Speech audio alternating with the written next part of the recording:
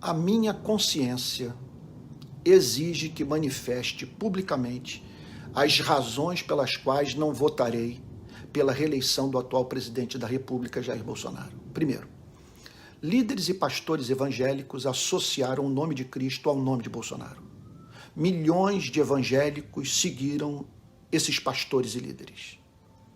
Os cristãos do nosso país, portanto, encontram-se nessa eleição diante da oportunidade de corrigir esse erro perante milhões de brasileiros escandalizados com a decisão que tomaram. Segundo, não aguento mais ter um presidente que destila ódio. Não tivemos durante o seu mandato uma só semana sem que ele tenha causado ofensa, suscitado contenda, espalhado raiva, contribuindo para um clima de insuportável beligerância no Brasil. Terceiro, sou contra a meta bolsonarista de levar cada brasileiro a andar pelas ruas do país carregando na cintura uma pistola. Quarto, o comportamento do Bolsonaro durante a pandemia foi a maior afronta praticada por autoridade pública brasileira contra o povo brasileiro em toda a história da nossa nação. Repito o que disse ano passado, numa sessão da CPI da Covid no Congresso Nacional.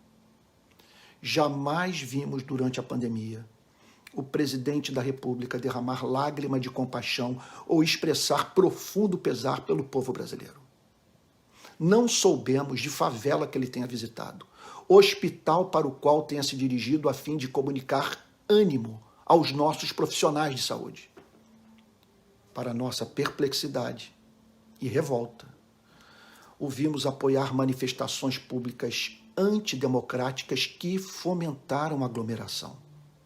Xingar jornalista, chamar o povo de marica, fazer deboche com os que agonizavam pela falta de ar, ser visto alegremente andando de jet ski no Lago Paranoá, em Brasília, prescrever remédios sem eficácia comprovada, combater o uso de máscara, menosprezar o distanciamento social, trivializar o poder letal do vírus. Meu quinto motivo tem a ver com o combate à corrupção. Quem realmente se preocupa com a corrupção haverá de combater sempre o regime que mais dificulta a sua investigação, elucidação e punição. O estado de exceção, que se fez presente durante o período da ditadura militar, tão defendida por Bolsonaro. Peço aos que declaram não votar incorrupto que me respondam às seguintes questões. Os escândalos de corrupção do MEC demonstram o governo comprometido com o fim da malversação de recursos públicos? A transparência nos gastos públicos é essencial para que corruptos e corruptores tenham seu caminho dificultado? Se sua resposta é positiva, então me responda uma outra pergunta. Como são gastos? Estou falando sobre orçamento secreto. 16,5 bilhões em emendas, sem que o povo brasileiro saiba quem pediu a grana, a razão dela ter sido liberada e como será gasta. O que você tem a dizer sobre a tentativa de obstaculizar as investigações que atingem a sua família, a família do presidente? Estou falando sobre as rachadinhas e compra de imóveis com dinheiro em espécie. O combate à corrupção não pode ser seletivo. Sexto ponto, jamais darei meu voto a quem celebra a memória de torturador. Numa sessão do Congresso Nacional, Bolsonaro dedicou seu voto a favor do impeachment da presidente Dilma ao torturador da ditadura militar, ex-chefe do DOI-CODE, coronel Carlos Alberto Brilhante Ustra, morto em 2015. Para quem não sabe, Ustra foi condenado pela justiça por sequestro e tortura. Sétimo, Bolsonaro apoiou atos antidemocráticos nos quais manifestantes pediam fechamento do Supremo Tribunal Federal e do Congresso Nacional. A corrupção adoece a nação, mas o regime de exceção, o colapso das instituições do Estado Democrático de Direito ameaçam a preservação da espécie humana.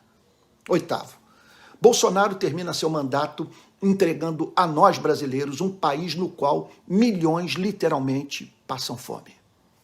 Sei disso por manter contato direto com todos os bolsões de miséria do Brasil.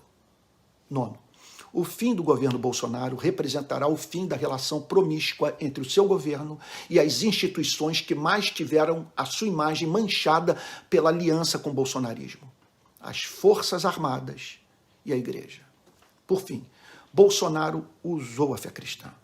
Foi batizado literalmente no Rio Jordão, frequentou templos, ofereceu cargos a pastores, mas jamais manifestou em seu comportamento aquilo que o apóstolo Paulo chama de fruto do Espírito: amor, alegria, paz, longanimidade, benignidade, bondade, fidelidade, mansidão, domínio próprio.